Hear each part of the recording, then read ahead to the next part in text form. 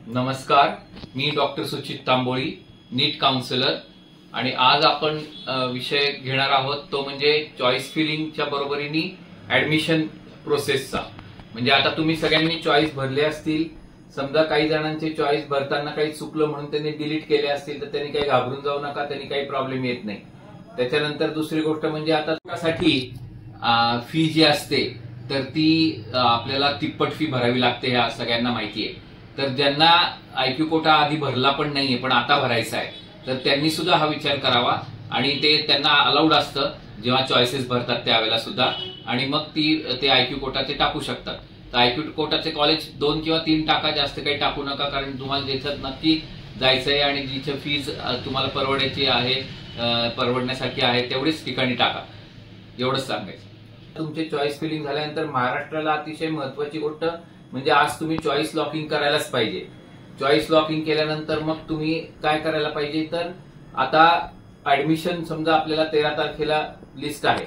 आपल्या महाराष्ट्राच्या मध्ये कसं असतं की तुमच्या नावासमोर येतं की तुम्हाला कुठल्या कॉलेजला ऍडमिशन मिळाली, किंवा जर नसेल मिळाली तर स्पष्ट येतं की तुम्हाला ऍडमिशन मिळालेली नाहीये म्हणून. म्हणजे तर त्याच्यामुळे तुम्हाला बेसिकली चॉईस नॉट अवेलेबल असं येतं तुमच्या नावासमोर. तर चॉईस नॉट अवेलेबल म्हणजे तुम्हाला मिळाली नाहीये. तर आता याच्यामध्ये मी मागच्या व्हिडिओत सांगितल्याप्रमाणे आपल्याला वेटिंग नंबर काढायचा आहे की वेटिंग नंबर काढून आपण आता किती पुढे आपल्या लोक आहेत त्याच्याप्रमाणे पुढच्या राऊंडला काय स्ट्रॅटेजी घ्यायची हे पाहायचंय. त्याचबरोबरीने आता ऍडमिशन मिळाल्यानंतर तुमचं एक लेटर येतं की जे वेबसाईटवरती असतं. आणि मग त्या लेटरचे प्रिंटआउट काढून घ्यायची आणि ती कॉलेजला जाताना लागते. जे कॉलेज मिळालं असेल त्याच्या वेबसाईटवर जायचं. तिथे कोणकोणत्या प्रकारचे आपल्याला डीडी काढायचे, म्हणजे आता समजा ऍडमिशन प्रोसेसचे जे प्रकार असतात की त्याच्यामध्ये आपल्याला ट्युशन फीचा डीडी वेगळा असतो, डेव्हलपमेंटचा वेगळा असू शकतो, हॉस्टेलचा मेसचा वेगळा असू शकतो. तर ते किती डीडी काढायचे प्रत्येक कॉलेजचं वेगवेगळं असतं. त्याच्याप्रमाणे तिथे आपल्याला कॉलेजचा आपण सगळं संपर्काचे सगळे हे दिलेलंच आहे तुम्हाला की तुम्ही कुठल्या फोन नंबरवर फोन करू शकता, वेबसाईट दिलेली आहे, त्यांचा ईमेल दिलेला आहे, सगळं दिलेलं आहे. तर त्याच्याप्रमाणे तुम्ही त्या कॉलेजला कॉन्टॅक्ट करून त्याप्रमाणे डीडी काढून मग तुम्हाला जायला लागतं. आता डीडी काढून जाताना डीडी शक्यतो नॅशनलाइज बँकेचाच पाहिजे, कारण बाकीचे बँकेचे डीडी ऍक्सेप्ट केले जात नाहीत. त्यामुळे तुम्ही डीडी नॅशनलाइज बँकेचा घेऊन जा. त्याच्यानंतर दुसरी गोष्ट म्हणजे अशी आहे की तुम्ही डीडी काढताना बाकीची काळजी काही घ्यायची नसते, कारण याच्यामध्ये महत्वाची गोष्ट जेवढी अमाऊंट आहे, ते नाव आहे ते बरोबर टाकलं गेलंय की नाही ते पाहायला पाहिजे. त्यानंतर तुमचे जे ओरिजिनल डॉक्युमेंट्स आहेत, जे आपण मागेच यादी दिलेली आहे त्याप्रमाणे त्याचाच एक सेट तयार केलेला आहे आपण, तो पूर्ण सेट घेऊन जायचा. एक पेनड्राईव्ह घेऊन जायचा, कारण काही कॉलेजेस पेनड्राईव्ह पण मागतात. तर काही जण ते त्यांच्या याच्यात हे करून घेतात, स्कॅन करून घेतात, काही जण पेनड्राईव्हच मागतात. तर पेनड्राईव्ह एक आपला तयार पाहिजे. त्याच्यानंतर दुसरी गोष्ट म्हणजे आपल्याला अजून काय तयार पाहिजे, तर एक झेरॉक्सचा सेट तयार पाहिजे. शक्यतो तो अटेस्टेड केलेला पाहिजे, म्हणजे क्लास 2 ऑफिसर करून, नसेल तर निदान सेल्फ अटेस्टेड तरी पाहिजे. मग एक सेट आपल्याला कॉलेजला द्यायचा आहे. त्याच्यानंतर दुसरी गोष्ट म्हणजे आपल्याला तिथे जाऊन आपल्याला हा फॉर्म द्यायचा, आपलं लेटर द्यायचं, जे आपल्याला आलेलं आहे अलॉटमेंट लेटर म्हणतात त्याला, तर ते द्यायचं. त्याच्यानंतर सगळे डॉक्युमेंट्स द्यायचे आणि डीडी द्यायचे, म्हणजे आपली ऍडमिशन प्रोसेस पूर्ण झाली. मग आपल्याला ते विचारतात की तुम्हाला रिटेन्शन द्यायचंय का. मग रिटेन्शन म्हणजे काय की आपल्याला जर कॉलेज आवडलं असेल, अगदीच आवडलंय, आता याच्या पुढे जायचंच नाहीये, तरच ते लेटर द्यायचं, नाहीतर रिटेन्शन लेटर द्यायचं नाही. महाराष्ट्राला हे विचारत नाहीत की अपग्रेडेशन लेटर द्यायचं का.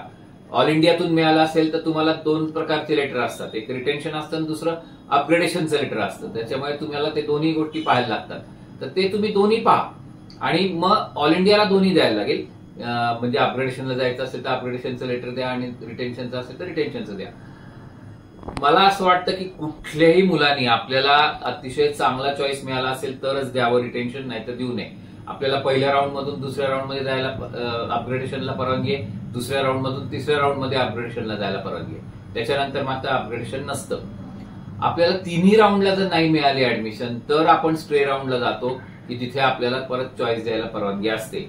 पण आपले जे चॉईस पहिल्या स्ट्रे राऊंडचे असतात तेच पुढे किती स्टे राऊंड झाले, म्हणजे 4 राऊंड झाले, 3 झाले, तरी सुद्धा तेच चॉईस घेतले जातात. म्हणजे जसं आता आपल्याला प्रत्येक राऊंडला फ्रेश चॉईसेस द्यायला परवानगी आहे, तसं स्ट्रे राऊंडच्या बाबतीत नसतं. स्ट्रे राऊंडला एकाच स्ट्रे राऊंडला आपल्याला चॉईस द्यायला परवानगी आहे आणि मग ते चॉईस पुढे कंटिन्यू होतात. हे पण महत्वाचं लक्षात ठेवायला पाहिजे. आणि त्यानंतर आपल्याला सर्वात महत्वाची गोष्ट आता काय की आपण ऍडमिशन घेतली, आपला वेटिंग नंबर आपल्याला माहिती आहे, आपल्याला पुढचे चॉईसेस तयार करायचे. पुढच्या वेळेला आपल्याला सगळे चॉईस देता येत नाहीत, पण आता महाराष्ट्रामध्ये आपण असो, ऑल इंडियात असो, जेवढे मॅक्झिमम चॉईस देता येतील पहिल्या वेळेला द्यायलाच पाहिजे. आणि जर नाही आवडलं कॉलेज तर आपण फ्री एक्झिट पण घेऊ शकतो. म्हणजे फ्री एक्झिट घेणं म्हणजे काय की तिथं कॉलेजला सांगायची गरज नाही, काही नाही, तुम्ही जायचं नाही, काहीच करायचं नाही, म्हणजेच फ्री एक्झिट.